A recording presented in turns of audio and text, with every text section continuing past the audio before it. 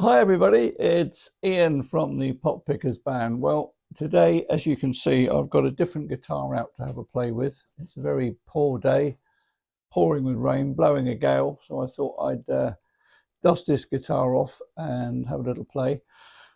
This is probably my favourite guitar of all time, and it's a guitar that when I was doing a proper job, I promised myself that when I retired, I would get myself one of these guitars. I couldn't actually get anyone to get it for me, so I ended up buying it myself as my retirement present.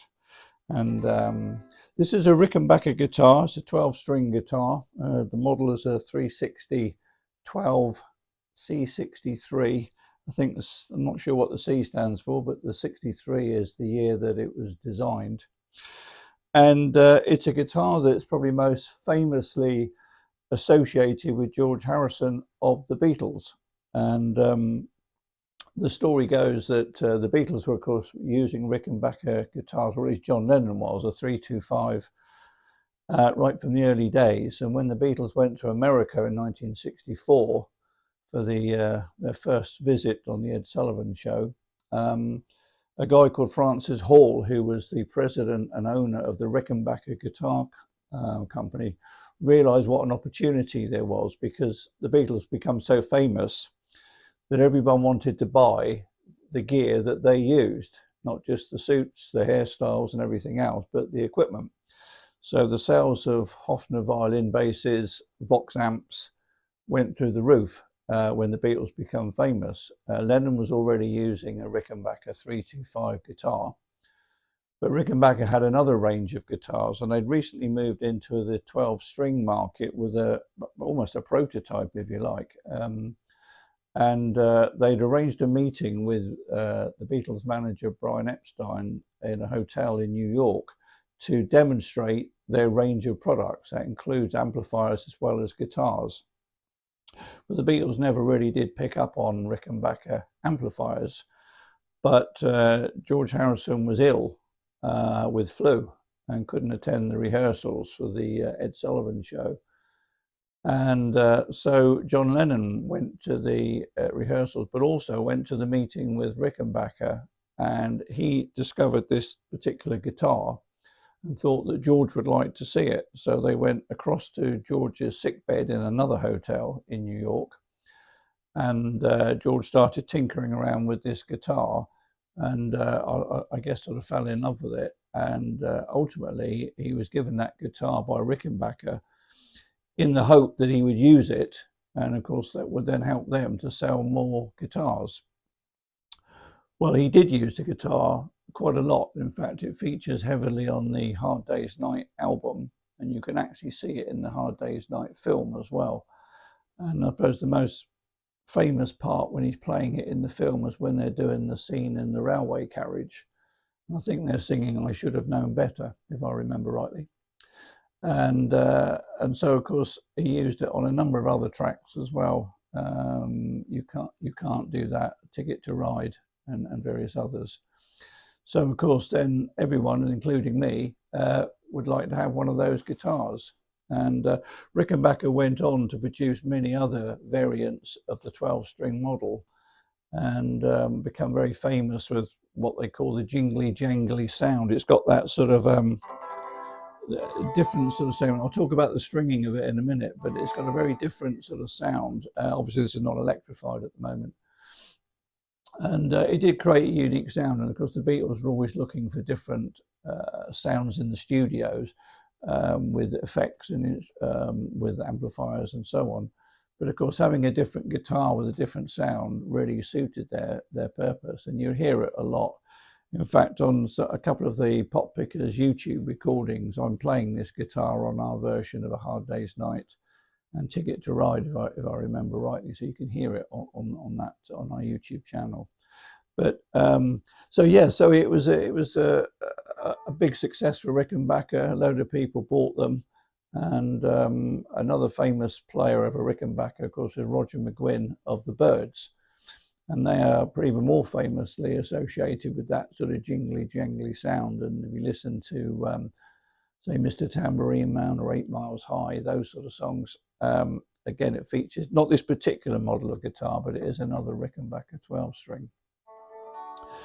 Anyway, so this guitar has got some quite unique features, really. I mean, the first one is probably the headstock, because Rickenbacker designed, well, when you've got 12 strings, obviously you could have a huge, great headstock here with all the tuning keys lined up, but Rickenbacker found a way of working it such that you can see the way they've done the keys. So you've got the strings are in pairs, as some people will know with the 12 string.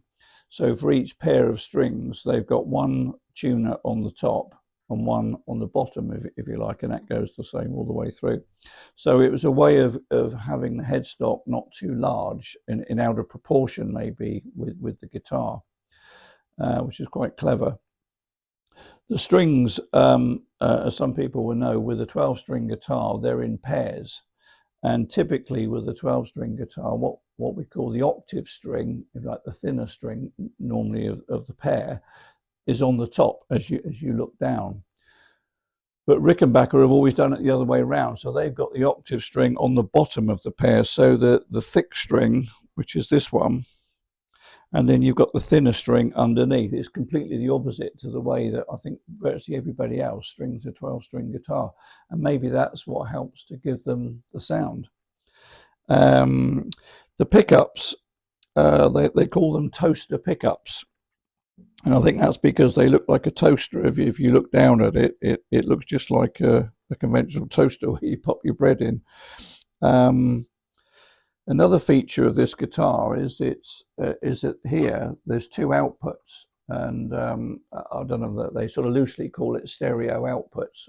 Really, it's I think two mono outputs. But the advantage of this is that you can plug one output into your amplifier and one into, say, a mixer desk, and then blend the two signals if you want. Or you could have one go into an electronic guitar tuner and one to the amplifier, whatever you want to do.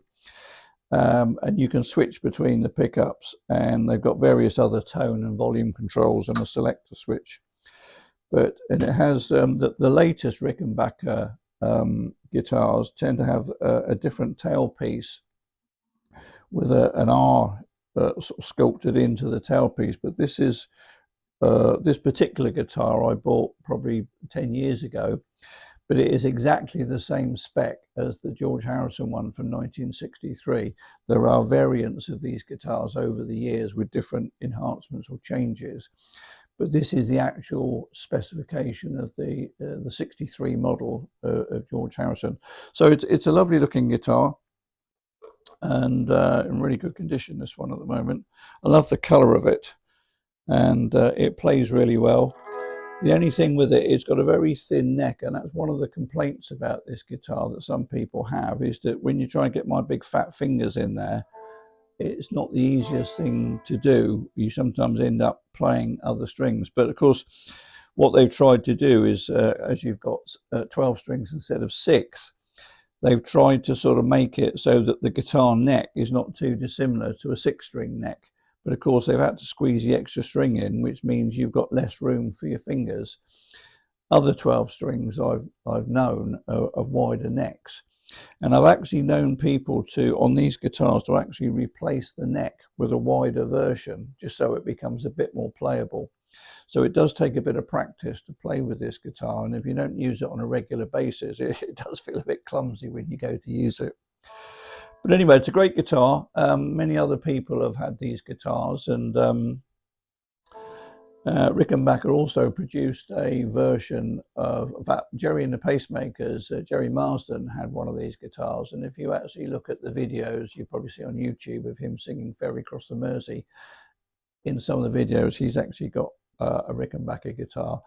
And Rickenbacker produced a special for him and for John Lennon I suppose it was in the mid-60s.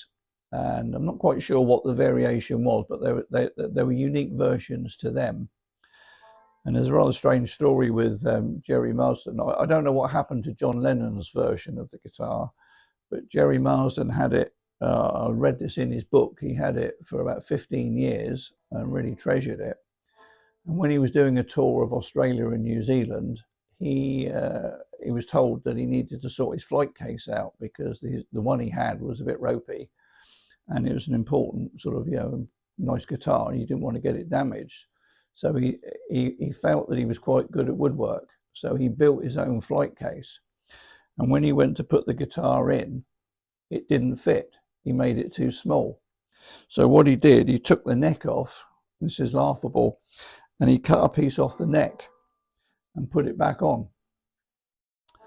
And then he got fed up with it and he sold it on his tour in New Zealand, apparently. So someone somewhere has got a really unique one-off Rickenbacker guitar, and I wonder what happened to it. Anyway, Rickenbacker guitars are still going strong. You see many other artists like Paul Weller of the Jam. The Who, of course, Pete Townsend used Rickenbacker guitars, and many others. So they're great guitars, and I love it, and it is probably my favourite guitar of all time.